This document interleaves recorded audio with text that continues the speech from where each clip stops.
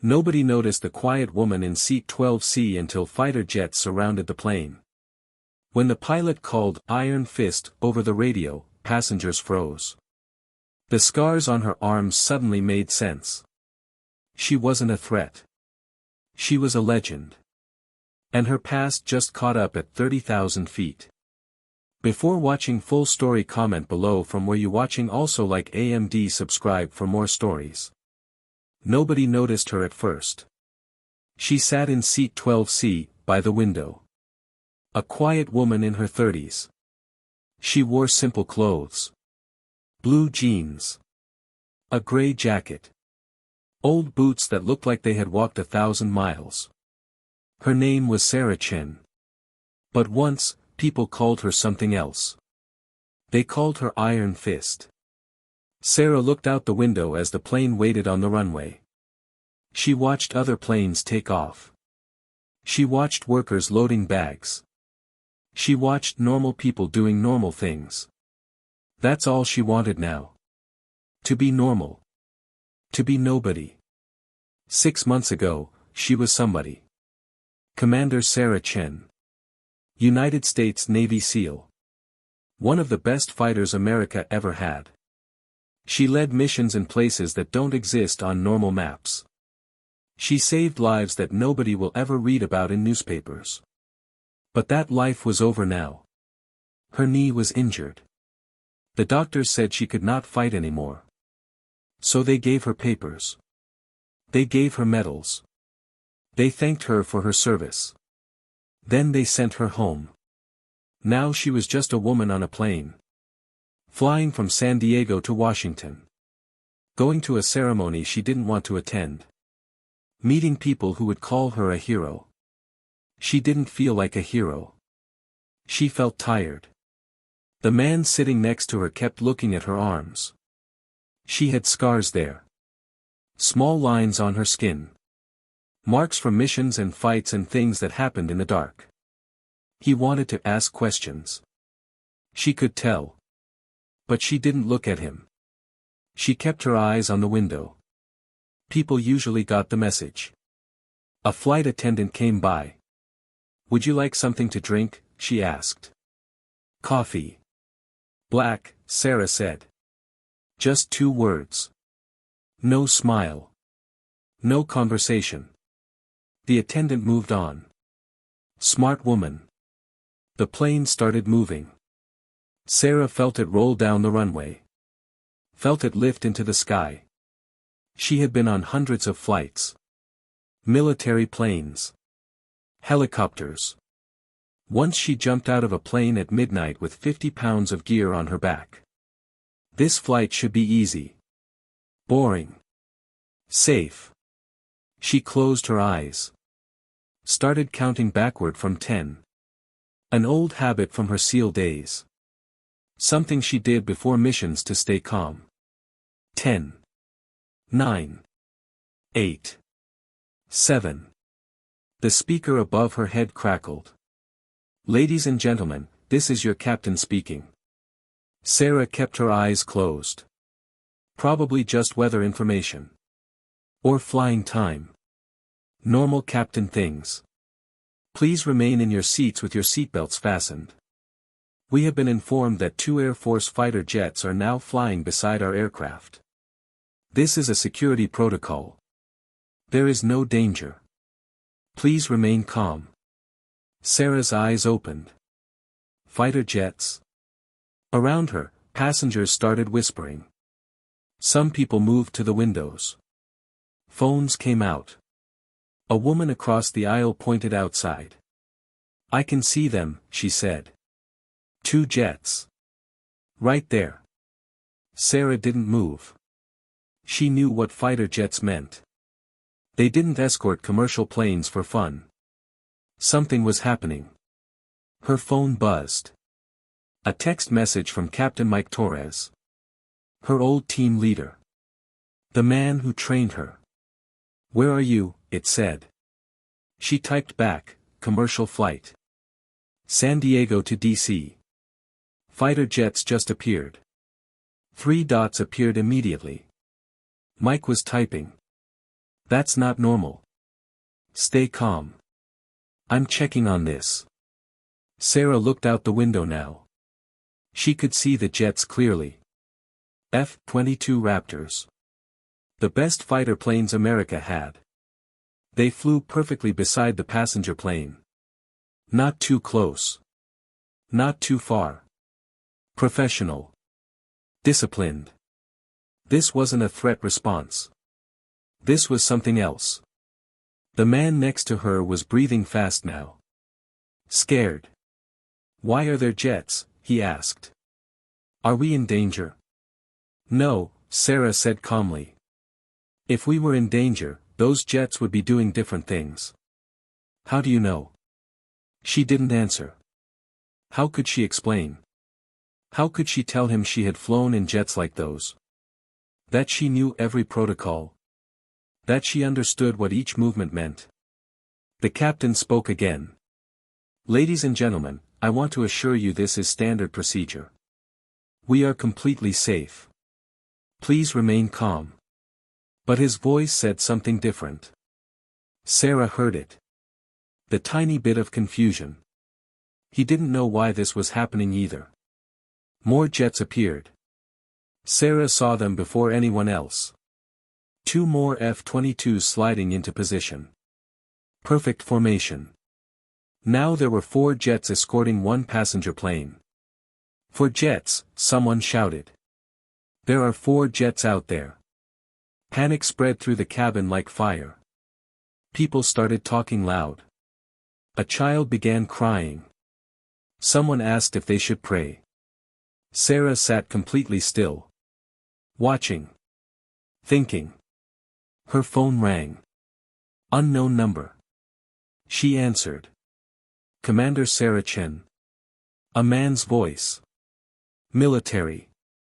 Professional. Speaking. This is Lieutenant Colonel Jake Morrison, United States Air Force. Call sign, Viper. I'm leading your escort. I need to verify your identity. Can you confirm your call sign? Sarah's heart stopped for a moment. They knew. They knew she was on this plane. Iron Fist, she said quietly. Silence on the other end. Then. Iron Fist confirmed. Ma'am, it's an honor. Why are you escorting this flight? Sarah asked. Ma'am, once your name appeared on the passenger list, protocols changed. We were ordered to provide an honor escort. That's not necessary. With respect, Commander, that's not your decision. You've earned this. Sarah closed her eyes. This was exactly what she was trying to avoid. Attention. Recognition. Being special. She just wanted to be nobody. Ma'am, the pilot continued, I studied your missions at the Air Force Academy. Ramadi. Mosul. The operation in 2019 that saved 43 hostages. Your call sign isn't just a name to us. It's a standard. It's what we aim for. I'm retired, Sarah said. Ma'am, people like you don't retire. You just change uniforms. More jets appeared. Sarah counted them. 6. Then 8. They formed a perfect pattern around the plane. Like a diamond. Like a shield. Inside the cabin, fear turned into something else. Confusion. Wonder. People stopped panicking. They started watching. A flight attendant approached Sarah. Ma'am, she said quietly, the captain asked me to inform you, the escort is for you. Everyone nearby heard. The man next to Sarah turned and stared at her. The woman across the aisle leaned closer. For her, someone whispered. The man next to Sarah took out his phone. Started typing. Searching. Sarah saw him type her name, Sarah Chen, Navy SEAL. His face changed. Eyes went wide. He turned his phone so the woman across the aisle could see. She read. Gasped. Showed her husband. Like dominoes falling, the information spread. Person to person. Row to row. Everyone pulling out phones. Everyone searching. Everyone learning. The quiet woman in seat 12C wasn't nobody. She was Commander Sarah Chen. Navy SEAL. Call sign, Iron Fist. Leader of Special Operations Task Force. Recipient of the Silver Star. The Bronze Star. The Purple Heart. The woman who led the mission that rescued those hostages. The woman who saved her entire team when their helicopter crashed in enemy territory. The woman who fought for 14 hours straight without rest. The woman other SEALs talked about in whispers. A legend. 2 rows back, a man stood up. He was older. Gray hair. Strong posture. Military bearing that never fades. He walked to Sarah's row. "Ma'am," he said. "Sergeant Marcus Williams. United States Marine Corps. Retired. 2 tours in Iraq. 1 in Afghanistan." He stood at attention. "I served with men who spoke your name with respect. Men who told stories about Iron Fist. The standard we measured ourselves against. I just wanted to say thank you." Sarah stood. Had to. It was respect. Sergeant Williams raised his hand. Perfect military salute. Right there in the airplane aisle. Sarah returned it. Crisp. Clean. Automatic. The entire cabin froze. Phones lowered. Conversation stopped. Everyone watched these 2 warriors honor each other in silence. The overhead speaker crackled again. Different voice this time. "Ladies and gentlemen, this is Lieutenant Colonel Jake Morrison, United States Air Force. I'm the lead pilot of your escort." Every head turned toward the speakers. "The fighter jets you see are not here because of a threat. This is an honor escort. We were tasked with ensuring the safe passage of Commander Sarah Chen, United States Navy SEAL. Retired. Call sign, Iron Fist." Complete silence. Commander Chen's service record is mostly classified. The missions she led, the operations she completed, the lives she saved, most of it will never be public knowledge. But among those who serve, her name is taught. Not as a story. As a standard. Sarah stared at the seat in front of her. Breathing carefully. Counting. Trying not to feel everything she was feeling. "This escort is not about spectacle," the pilot continued. "It's about recognition. About ensuring that those who carried the weight of protecting others don't carry it alone. We consider it the highest honor to fly with Commander Chen today." Nobody clapped. Nobody cheered. The moment was too big for noise.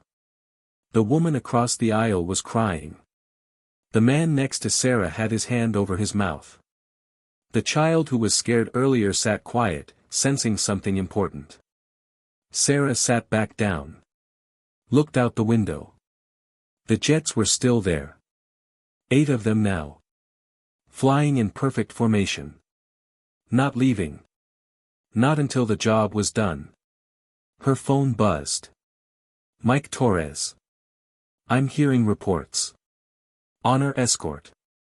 You okay?" She typed back, "No." 3 dots. Then, "Good. You earned this. Let them honor you." She didn't respond. Earning wasn't the problem. Accepting was. The flight attendant approached again. "Ma'am, can we get you anything? Anything at all?" "I'm fine. My brother served. Army. Afghanistan. He used to talk about people like you. People who did the impossible jobs. He said you were the reason he came home alive." Sarah looked up. "What's your brother's name?" "Daniel. Daniel Martinez." "I didn't know him." "I know. But he knew about you. That matters." After the attendant left, Sarah closed her eyes. This was what she was afraid of. This attention. This recognition. Turning her into a symbol instead of just a person. She never wanted to be a symbol. She wanted to be useful. There's a difference. The businessman next to her finally spoke. "I'm sorry," he said quietly. "For staring at you earlier. For judging. I didn't know who you were. You weren't supposed to know. Still. I'm sorry." Sarah nodded. Accepted it. Moved on. Through the window, one of the jets moved. Banking slightly. She could see the pilot's helmet. Wondered who they were. What they had seen. What they carried. Her phone rang. Unknown number again. "Commander Chen, this is Viper again.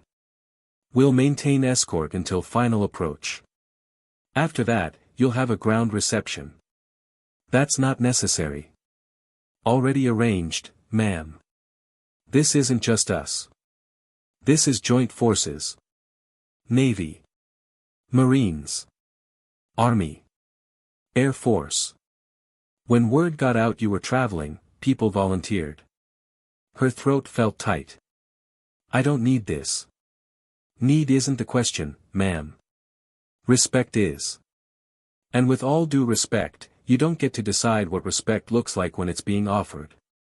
She had no answer for that. The plane started descending. The jet stayed with it. Adjusting altitude. Maintaining formation. Perfect discipline. Then something happened that broke her. One jet pulled ahead. Banked away. Climbed high into the sky. The others adjusted. Closed the gap. Held the formation tighter. Missing man formation. The military's way of honoring the fallen. One jet leaves. One space stays empty. Everyone sees it. Everyone feels it. But Sarah wasn't dead. She was sitting right here. Unless this wasn't for her. Unless this was for everyone she couldn't bring home. For every name she carried.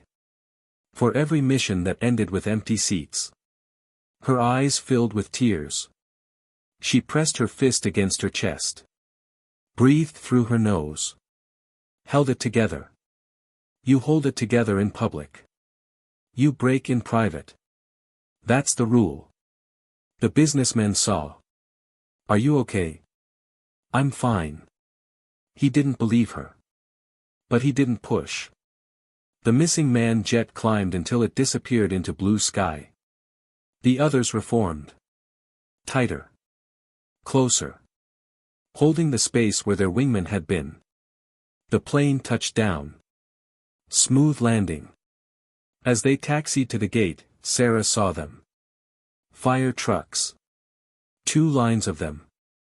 Lights flashing. No sirens. Water arcs shot up. 2 giant fountains crossing above the plane. Water cannon salute. The kind reserved for heroes. For final flights. For people who earned it. Her hands were shaking. She pressed them flat against her legs. The woman across the aisle was crying. So was the college kid nearby. Sergeant Williams sat perfectly still, jaw tight, fighting his own emotions. The captain's voice came through the speakers one more time. "Commander Chen, on behalf of the entire crew and all passengers, it has been the highest honor to have you aboard today. Thank you for your service." The cabin erupted. Applause. Not loud and wild. Steady and strong. It didn't stop. Kept going. Filling the plane with sound. Sarah had to stand. Had to acknowledge it. She turned. Nodded to the passengers. They stood too. All of them. Even the child. His mother had her hand on his shoulder. Teaching him something about respect without words. Sarah's eyes were wet now. She couldn't stop it. She sat back down. The applause continued. She wanted it to stop. Wanted to cover her ears. Wanted to be invisible. But you can't undo moments like this. They change everything. The plane stopped at the gate. The seatbelt sign turned off. Nobody moved. Everyone waited. Giving her space. Sarah stood. Grabbed her small backpack from the overhead bin. Everything she owned fit in there. She always traveled light. She walked toward the front. Every face turned. Every eye followed. The flight attendant stood at attention near the door. The one whose brother served was crying. She saluted. It was awkward. Imperfect. Sarah saluted back. Perfect. The captain came out of the cockpit. He extended his hand. Commander Chen. Captain James Mitchell. It's been the honor of my career to fly you home today. Thank you, Captain. My son is a Marine. Currently deployed. He talks about you. About the standards you set. About what it means to lead. His voice cracked. Thank you for giving him something to aim for. Sarah nodded. Couldn't speak. If she spoke, she would break. She stepped through the door. The jetway wasn't empty. They lined both sides. Navy uniforms. Marine greens. Army blues. Air Force dress coats. 2 rows of service members standing at attention. Shoulder to shoulder. Motionless. At the front stood Rear Admiral David Kim. Sarah knew him. Served with him years ago. He had more gray hair now. More stars on his shoulders. But the same man. He raised his hand. Saluted. The entire formation followed. One motion. Precise.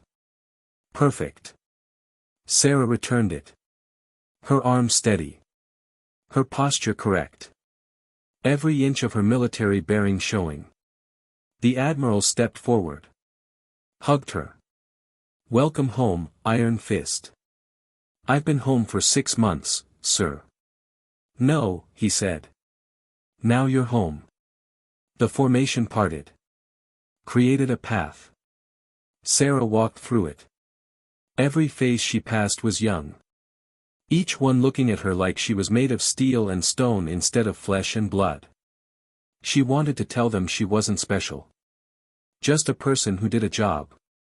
Who tried her best. Who failed sometimes and succeeded others. Who carried weight like everyone else. But they didn't want to hear that. They wanted the symbol. The standard. The thing they could point to and say, this is what we're aiming for. So she gave them silence. Let them keep whatever version of her they needed. Mike Torres was waiting past the formation. Captain Mike Torres. Her team leader for 7 years. The man who trained her. Who trusted her. Who still called every week even though she rarely answered. He didn't salute. Just walked forward and hugged her. You don't get to disappear, he said quietly. Not from us. For the first time that day, her composure cracked. Just a little. She pressed her face against his shoulder. Breathed. Held on. I tried, she whispered. I know. But you're not done. Being a SEAL doesn't end when you take off the uniform. She pulled back. Wiped her eyes quickly. I'm tired, Mike. I know. But you're still needed. Just in a different way. The formation followed them through the airport. Other travelers stopped. Stared. Took photos. Some recognized what was happening. Others just sensed importance. Sarah walked through it all. Head up. Eyes forward. They emerged into sunlight. A black SUV waited. Official vehicle. Flags on the hood. Mike opened the door. Sarah climbed in. As they drove away, she looked back. The formation still stood at attention, watching her leave, holding the moment. She raised her hand, waved once. They didn't move. Just stood there, bearing witness. "Tomorrow's ceremony," Mike said. "You still going?" "Do I have a choice?" "No." She almost laughed. "Then I guess I'll be there." "Good. Because today?" "That was nothing compared to tomorrow." Sarah closed her eyes. "I don't want this." "I know. But you earned it. Every bit. And whether you want it or not, you're going to accept it with grace. Because that's what leaders do." "I'm not a leader anymore." "You'll always be a leader. That's the burden. That's the weight that doesn't lift." She watched the city pass. Buildings full of people making decisions. A world that kept turning whether she was part of it or not. "Why did they do all that?" she asked quietly. "The escort. The formation. Everything. Because you matter, Sarah. The work you did matters. The people you saved and the missions you completed and the standard you set, it all matters. And we don't forget. Ever." Sarah stood in a classroom at the Naval Special Warfare Center in Coronado. She wore civilian clothes. Jeans and a button-down shirt with the sleeves rolled up. The scars on her forearm visible. 30 candidates sat in rows. All young. All watching her with the same expression she saw on that flight. Reverence mixed with curiosity. She didn't want this job. Mike talked her into it. "You don't want to retire," he said. "You want to disappear. There's a difference. Let me give you a third option." So now she taught. Not tactics. Not procedures. Those were covered by active instructors. She taught something else. The weight of leadership. The responsibility of carrying others. The choices that haunt you. The mission brief said we'd extract 3 targets, she told them. We extracted 2. The third didn't make it. The room was silent. His name was Petty Officer David Chen. 26 years old. Father of 2. He died because I made a call. Prioritized speed over safety. Believed we had a window that turned out to be smaller than I thought. She looked at each face. I carry him every day. Every decision I make now, anywhere, I carry the weight of that choice. Not as punishment. As responsibility. A hand raised. Young man in the 3rd row. "How do you live with it?" he asked. Sarah considered the question. She'd been asked it many times. "You don't," she said finally. "You carry it forward. You make choices that honor it. You don't forget. Ever. That's the cost of leadership." Another hand. "But you saved thousands. The operations you completed. They don't balance," Sarah interrupted. "That's not how it works. You don't get to subtract the lives you saved from the lives you lost and call it acceptable. You carry all of it. The successes don't erase the failures. They coexist." She walked to the window. Looked out at the ocean. "When I retired, I thought I could leave it behind. The weight. The responsibility. The names. I thought retirement meant freedom." She turned back to them. "I was wrong. Being a SEAL doesn't end when you turn in your gear. It becomes part of who you are. Forever." The young man spoke again. "That flight 6 months ago. The escort. Is that why you're here? Because you couldn't escape?" Sarah almost smiled. "I'm here because Captain Torres is stubborn. And because I learned something on that flight." She sat on the edge of the desk. "I thought recognition was about me. About ego. About wanting attention. I was wrong.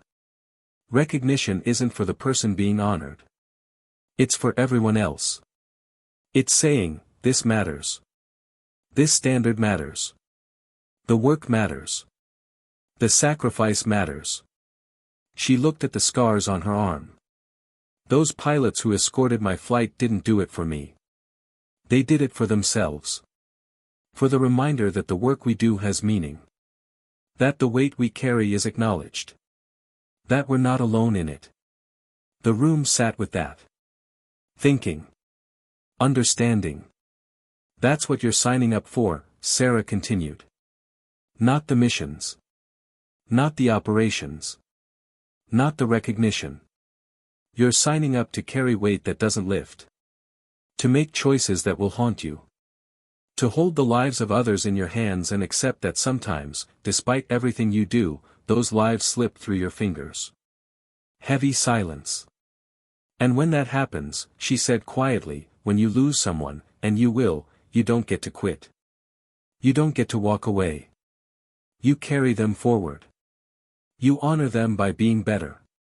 By learning. By making sure their death meant something. A woman in the front row spoke. How do you know if you're strong enough? Sarah looked at her. Saw herself 20 years ago. You don't, Sarah said. Not until the moment arrives. Then you either carry it or you break. Most people break. Some people carry. The ones who carry become the ones others depend on. She stood. Walked back to the window. 6 months ago, I wanted to disappear. I wanted to be nobody. I thought that would be easier than being Iron Fist. Than being the person everyone looked to. She turned. Faced them. I was wrong. You don't get to choose what you become. You only get to choose how you carry it. I can carry it with anger. With resentment. Or I can carry it with purpose. With the understanding that my experience might help someone else. Might give them strength when they need it. She gathered her notes. Didn't look at them. Tomorrow you'll do water training. Some of you will quit. Not because you're weak. Because you're honest. You'll realize this isn't what you want. That the weight is too heavy. There's no shame in that. The shame is in pretending you can carry weight you can't. The young man in the third row stood. Thank you, Commander. I'm not a commander anymore. Yes, ma'am, he said firmly. You are. Sarah held his gaze. Saw the future in his eyes. Saw him on missions she'd never know about. Saw him making choices that would haunt him. Saw him carrying weight. Good luck, she said. Meant it. She left the classroom. Walked down the hall past photos of former SEALs. Past memorial plaques. Past names carved in stone. So many names. Her phone buzzed. Mike. Dinner tonight? Or are you avoiding me? She typed back, not avoiding. Busy. Same thing.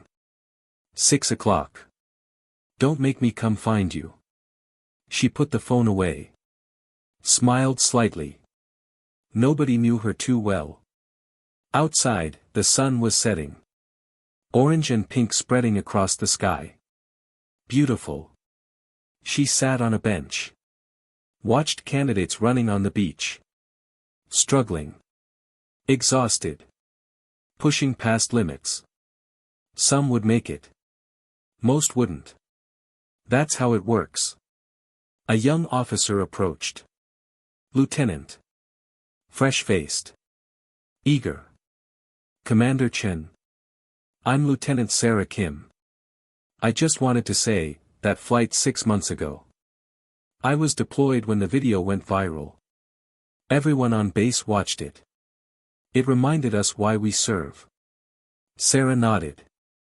Thank you, Lieutenant. Can I ask you something? You can ask. How do you handle it? Being a symbol. Having people look at you like you're more than human. Sarah considered the question. Good one. Honest. I don't, she admitted. I handle being a person who did a job. The symbol part.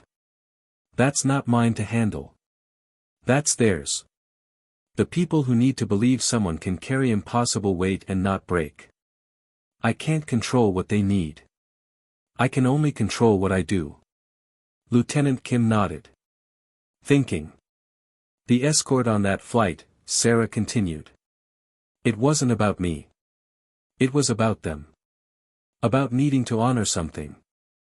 I just happened to be the person it attached to. But you earned it. Maybe. Probably. I don't know. Sarah looked at the ocean. What I know is that every person who died under my command earned more than I'll ever receive. Every mission that went right earned less recognition than missions that went wrong. The math doesn't work. So I stopped trying to make it balance. Lieutenant Kim sat beside her. Comfortable with silence. I leave for deployment next month, she said eventually. First combat mission. You ready? No. But I'll go anyway. Sarah nodded. That's the right answer. Anyone who says they're ready is lying. You go anyway. You do the job. You carry the weight. Then you come home and carry it some more. Will it get easier?